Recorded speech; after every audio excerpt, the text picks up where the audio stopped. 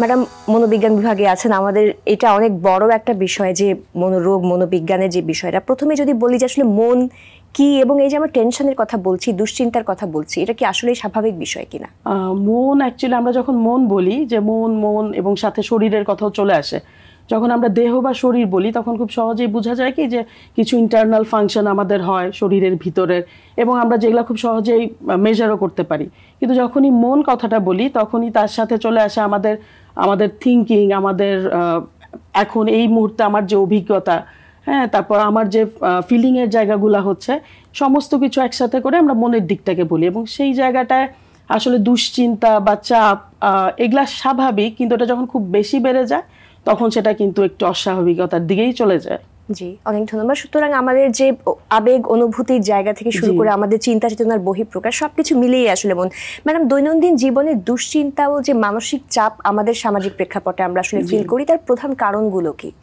আচ্ছা, প্রধান কারণ যদি আমরা দেখতে যাই তাহলে দেখব কি যে অনেক সময় হয় কি আমাদের দৈনন্দিন জীবনে চলার পথে অনেক রকমের দায়িত্ব থাকে, আমাদের অনেক রকমের কাজ থাকে যেগুলো আমাদের করতেই হবে। হ্যাঁ, যদি আমরা একটা লিস্ট ধরি যে আমরা সারাদিনে কি কি কাজগুলা করি, তখন কি হবে সেই কাজগুলা করতে যেয়ে আমরা অনেক সময় অনেক রকমের বাধার সম্মুখীন হই।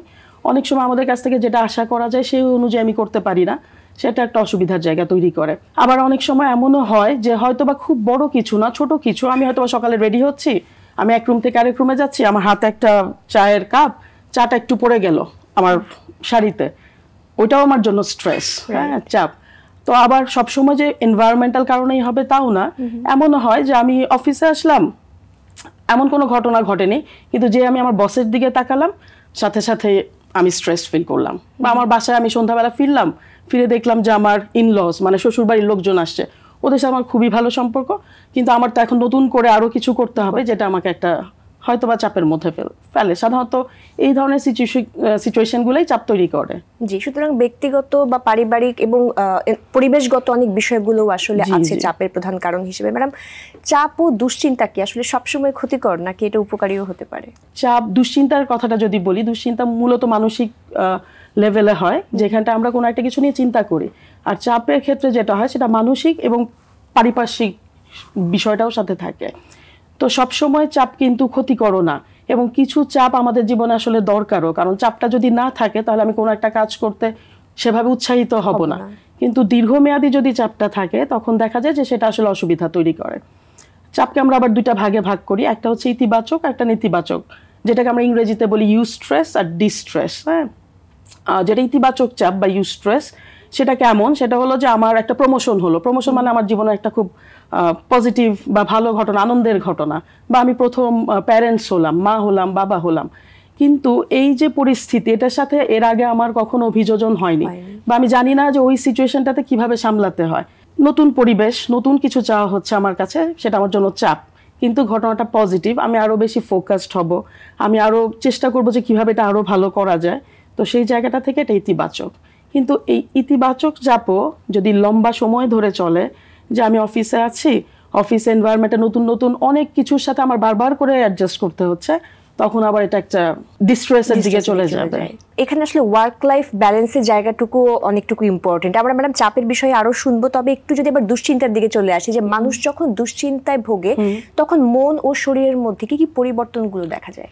আচ্ছা, মানুষ যখন চাপ বা দুশ্চিন্তার মুখোমুখি হয়, বেশ অনেক রকমের, অনেক ধরনের হয়।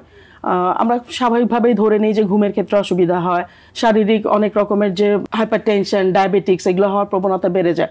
কিন্তু আমরা যদি আরেকটু স্পেসিফিকভাবে দেখি, যে যখন কোনো একটা চাপমূলক পরিস্থিতি আমি সামনাসামনি হচ্ছি, সাধারণত চাপমূলক পরিস্থিতিতে আমরা কি করি? দুইটা রেসপন্স করি, একটা হচ্ছে ফাইট আর একটা হচ্ছে ফ্লাইট। ফাইটটা হচ্ছে আমি হয় এটাকে মোকাবেলা করি, আর ফ্লাইট মানে আমি এড়িয়ে যাই। তো যখনই আমরা ওই রেসপন্সটা করতে যাই, হয় কি আমাদের বডির তো ব্লাড সব দিকে সার্কুলেটেড হতে থাকে, যখনই ফাইট ফ্লাইট রেসপন্স হয় তখন আমাদের ব্লাডগুলা সব পেরিফেরিয়াল এরিয়াতে, মানে আমাদের হাত পায়ের দিকে ব্লাডগুলা চলে যায়। এর ফলে কি হয়, আমাদের ইন্টারনাল বডির যে সিস্টেম, সেখানটায় একটা ইমব্যালেন্স ক্রিয়েট হয়। তখন ওই বডির ওই জায়গাগুলো কি করে, নিজেরা একটা সিস্টেম তাদের ডেভেলপ করে, এবং কিছু সময় সেটা চলে। কিন্তু আমরা যদি দীর্ঘমেয়াদী এরকম একটা চাপমূলক পরিস্থিতিতে থাকি, তাহলে সেই সিস্টেমগুলোর উপর প্রেশার পড়ে এবং প্রবলেম দেখা দেয়। আরেকটা যেটা হয় সেটা হচ্ছে যে আমাদের যখনই আমরা কোনো স্ট্রেস ফিল করি বা স্ট্রেসের মধ্যে পড়ি, তখন কি হচ্ছে আমাদের ব্রেইনের যে ব্লাড সার্কুলেশন সেটা লোয়ার পার্টে চলে যায়। ব্রেনের যে লোয়ার পার্ট, সেখানে বিশেষ করে এমিগডালা বলে আমাদের ব্রেনে একটা জায়গা আছে ওখানটায়।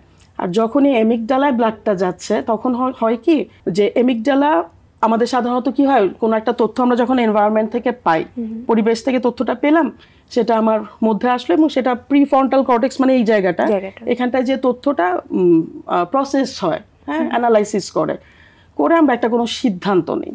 তো যখনই আমরা স্ট্রেসড হই, আমার ব্লাড তো লোয়ার পার্টে চলে যাচ্ছে, এমিগডালা কি করে বাধা দেয় সেই ইনফরমেশনগুলোকে প্রিফ্রন্টাল কর্টেক্সে আসতে। এর ফলে কি হয়, যখনই আমরা স্ট্রেসে পড়ি তখন ধরেন সিদ্ধান্ত নিতে হবে, এবং স্ট্রেসফুল সিচুয়েশন অনেক সময় এমনই হয় যেখানটা আমাকে একদম এক্ষুনি সিদ্ধান্ত নিতে হবে, অথচ সেই সময়টাতে আমি সিদ্ধান্ত নিতে পারি না, আমি বুঝতে পারি না কি করতে হবে। মানে ব্যাপারটা এমন না যে আমার বুদ্ধি নাই, বুদ্ধি কম, বা আমার অভিজ্ঞতা নাই, বা আমার এক্সপার্টিস নাই, তা না, শুধুমাত্র ওই সময় স্ট্রেস, ব্লাড সার্কুলেশন লোয়ার পার্টে চলে যাচ্ছে, আমি জাস্ট স্টাক হয়ে যাচ্ছি। এই যে সময়টা যখন খুব অতিরিক্ত চাপ অনুভব হয়, সিদ্ধান্তহীনতা জায়গা চলে আসে এবং অনেকে কিন্তু ভুল সিদ্ধান্ত নিয়ে ফেলেন, যেটা তার জীবনে অনেক বড় একটা প্রভাব ফেলে। এই সময়টাতে আসলে কি করা উচিত? একদম ইনস্ট্যান্ট ওই সময়টাতেই যদি কিছু করতে চাই, আমাদের 2-1টা টেকনিক আমরা ইউজ করতে পারি। সেটা হচ্ছে 10 টাইমস 10 বার ব্রিদিং করা। হ্যাঁ, মানে শ্বাস নিতে হবে এবং শ্বাস ছেড়ে দিতে হবে, শ্বাস নিতে হবে, শ্বাস ছেড়ে দিতে হবে, একদম একটানা 10 বার করতে হবে। তখন কি হয়, আমাদের এই যে ইন্টারনাল যে সিস্টেম সেটা তখন আবার আগের পর্যায়ে চলে যায়।